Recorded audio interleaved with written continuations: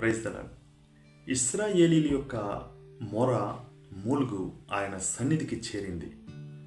వాళ్ళ మొర మూలుగు విన్నాడని నిర్గమాకాండం 2వ అధ్యాయంలో దేవుడు మనతో మాట్లాడుతున్నాడు.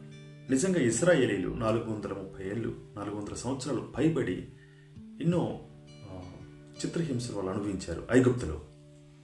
అయితే ఆ బాధలన్నిటి నుండి, వాళ్ళ శ్రమలన్నిటిలో నుండి, వాళ్ళ వెట్టి చాకిలీలో నుండి విడిపించడానికి దేవుడే దిగి వచ్చెను అని నిర్గమాకాండం 2వ అధ్యాయంలో ఉంది. దేవుడే దిగి వచ్చాడంట. ఎంత అద్భుతం! వాళ్ళ మొర అంత గొప్పగా ఉంది.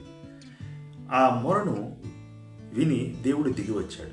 దిగి వచ్చి మోషేని ఒక మంచి పనిముట్టుగా వాడుకొని తన సేవలో పరిచర్యలో దేవుడు వాళ్ళని విడిపించడానికి ఒక మంచి నాయకుడిగా మోషేను తీర్చిదిద్ది ఇశ్రాయేలు ప్రజలను ఐగుప్తు నుంచి విడిపించడానికి మోషేను వాడుకున్నాడు, ఆయనే స్వయంగా.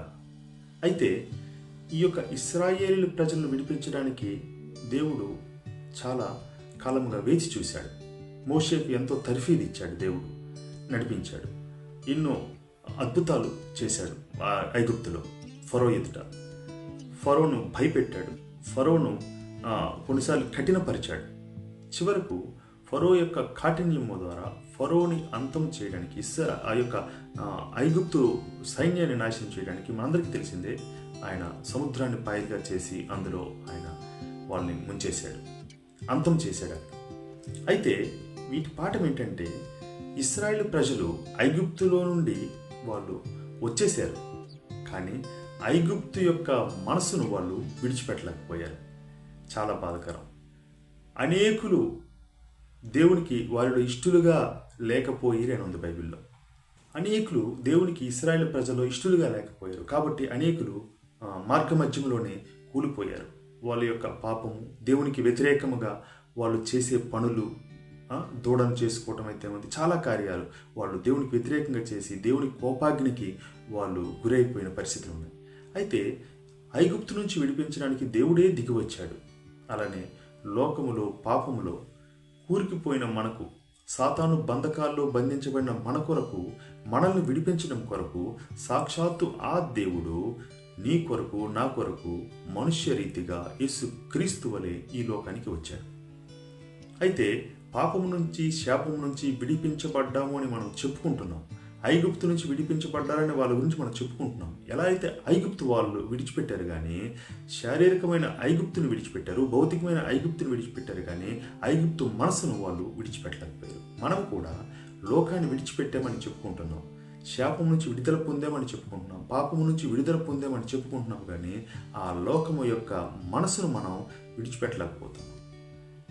ఆ లోకము నుంచి విడుదల పొందామని చెప్పిన మనము విడుదల పొందాము, కానీ అవే పాపాలను కొనసాగిస్తున్నాం, అవే తప్పిదాలను కొనసాగిస్తున్నాం, దేవునికి ఆయాసకరంగా జీవిస్తున్నాం. కాబట్టి యేసుక్రీస్తు ప్రభు వారు మనందరి కొరకు ఆ సిలువలో బలి అవ్వడం జరిగింది. మరి ఆ లోకము నుంచి విడుదల పొందామని సాక్ష్యాలు చెప్పుకుంటున్న మన జీవితంలో మార్పు ఉందా? నూతనమైన మనసు కలిగి ఉన్నామా? మారు మనస్సును కలిగి ఉన్నామా? ఆ పాపము చేయకుండా ఆ పరిస్థితుల నుంచి మనం బయటకు వచ్చి నూతన జీవితాన్ని జీవిస్తున్నామా దేవుని కొరకు?